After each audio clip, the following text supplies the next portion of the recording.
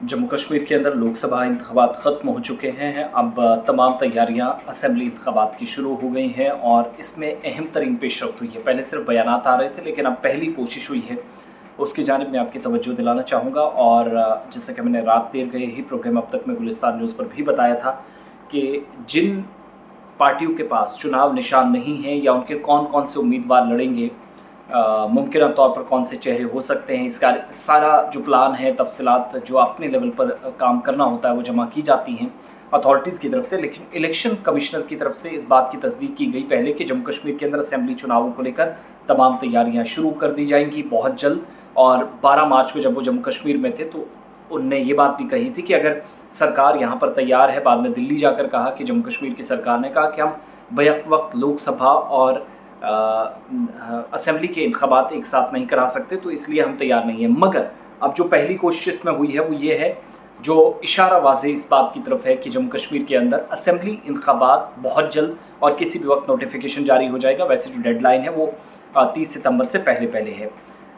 Assembly इंतखाबात करीब है, इसकी तस्दीक इस बात से भी हो गई। आज यूनियन टेरिटरी के अंदर जम्मू कश्मीर में जो गैर तस्लीम शुदा जमातें हैं, जो पॉलिटिकल पार्टीज़ हैं, जो रजिस्टर्ड हैं लेकिन गैर तस्लीम शुदा हैं, मुश्तरका निशानात या जो कॉमन सिंबल्स हैं, वो इन तमाम लोगों को कहा गया है कि आप फौरी तौर पर इसके लिए अगर आपको अलॉटमेंट उसकी चाहिए तो दरख्वास्तें दें। यानी अगर किसी के पास सिंबल है, नहीं है, रजिस्टर्ड पार्टी है, चुनाव में इस बार लड़ना चाह रही है, तो फौरी तौर पर वो आए। तस्लीम शुदा यानी आपको एक हैसियत हासिल है, आपको माना जा रहा है कि you are a recognised political party और रजिस्टर्ड पॉलिटिकल पार्टी, तो फिर आगे आइए।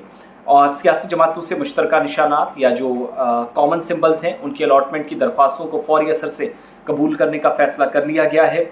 और एक एहलकार जो इलेक्शन कमीशन में है, काम करते हैं, उनकी जानिब से भी इसकी वजाहत की गई खबर साइदारों के साथ बात करते हुए कि इलेक्शन जो निशानात है वो रिजर्वेशन एंड अलॉटमेंट ऑर्डर 1968 के पैरा 10B के तहत ये इकदाम उठाए जा रहे हैं। और कोई भी जो रजिस्टर्ड जो गैर तस्लीम शुदा सियासी जमात है, पॉलिटिकल पार्टी है लेकिन रजिस्टर है और गैर तस्लीम शुदा है, ऐवान की मुद्दत 6 माह कबल, 6 माह जब ऐवान ख़त्म हो जाए तो उससे 6 माह कबल उन्होंने इसके लिए अप्लाई करना होता है। लेकिन चूँकि आप जम्मू कश्मीर के अंदर जानते हैं कोई भी असेंबली काम नहीं कर रही और इसलिए इलेक्शन कमीशन की जानिब से निशानात जो है वो दिए जाने हैं, तो दरख्वास्तें भी लोग देंगे, पार्टियां देंगी, इस बात की तस्दीक उसने की। रजिस्टर्ड गैर तस्लीम शुदा जो जमातें हैं, उम्मीदवार खड़ा करने के लिए दरख्वास्त देना होगी।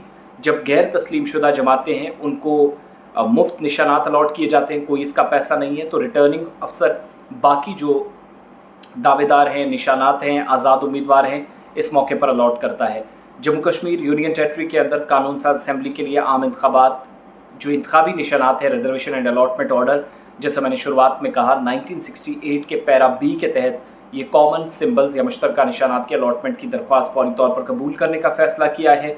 और आप सब जानते हैं कि 5 अगस्त 2019 में आइन के आर्टिकल 370 की मनसूखी हुई।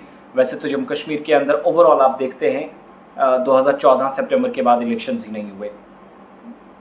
तो बदकिस्मती ये है कि 10 साल के बाद जम्मू कश्मीर के अंदर इस डेमोक्रेटिक प्रोसेस का हिस्सा होने के बावजूद भी असेंबली इंतखाबात होंगे और असेंबली नशिस्तें जो पाकिस्तान के ज़ेर कब्ज़ा कश्मीर है, POK, वहाँ की 24 को छोड़ दीजिएगा, जो रिज़र्व POK रेफ्यूजीज़ के लिए, माफ़ कीजिएगा, POK के लोगों के लिए रखी गई हैं।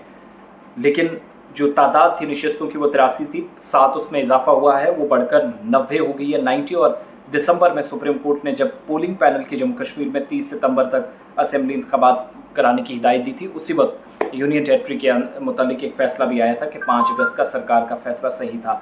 नाउ अब जिन पार्टियों के पास निशानात नहीं हैं, वो होता तो वैसे ये है कि अगर असेंबली है कहीं पर तो फौरी तौर पर वहाँ बात अकॉर्डिंग टू असेंबली हो, मगर यहाँ चूँकि कोई असेंबली नहीं है, तहलील कर दी गई थी। 19 जून 2018 को BJP और PDP का कोalition टूटा और गवर्नर सत्यपाल मलिक ने 21 नवंबर 2018 में असेंबली को तहलील कर दिया था, डिसॉल्व कर दिया था। तो असेंबली भंग करने के बाद यहाँ कोई असेंबली नहीं है। आप पॉलिटिकल पार्टीज़ जो हैं इलेक्शन कमीशन ऑफ इंडिया से बराह रास्त रब्ता करेंगे, रुजू करेंगे, जिनके पास निशानात नहीं है, कॉमन सिंबल्स नहीं है, गैर तस्लीम शुदा है और रजिस्टर्ड पार्टियाँ हैं, उनको सिंबल्स भी मिलेंगे और साथ साथ बाकी लवाजमात भी पूरी हो जाएंगी। तो इलेक्शन कमीशन ने अपना काम शुरू कर दिया है। This is the first move towards the assembly elections or electoral process in assembly constituencies, particularly in Union Territory and Jammu Kashmir after 10 years, a long term, जिसमें 370 भी ख़त्म हुआ, जिसमें बहुत सारी बातें हैं हुई। 31 अक्टूबर 2019 के बाद साबिका रियासत 2 हिस्सों में मुनक़सिम हुई। तो ये सारे मामलात हैं। अब आपका तज्ज़िया और तबसरा क्या है इस पर? आप अपनी बात कमेंट सेक्शन में बात जाकर ज़रूर रखिएगा, साथ साथ तैयारी करें। तो आप जो पंचायतों के इंतखाबात हैं वो बाद में, BDCs के इंतखाबात बाद में, और हो सकता है कि इनके साथ कराने को लेकर कोई फैसला अचानक से लिया जाए, लेकिन अभी कोई आसार इस तरह के नज़र नहीं आते। और DDCs फ़िलहाल हैं 2026 तक उनका काम चलेगा, मगर असेंबली इंतखाबात की तैयारियां और उसका पहला कदम उठाया गया है। इसी ने बड़ा ऐलान कर दिया है, दरख्वास्तें तलब कर ली गई हैं और ये दरख्वास्तें खुद इलेक्शन कमीशन कबूल करेगा। जिन पॉलिटिकल पार्टीज़ को उनका जो चुनाव निशान है वो हासिल करना होगा, अगर वो पार्टियां रजिस्टर्ड है लेकिन गैर तस्लीम शुदा है, तो दरख्वास्त देंगे, अप्लाई करेंगे और इलेक्शन कमीशन अपना काम करेगा।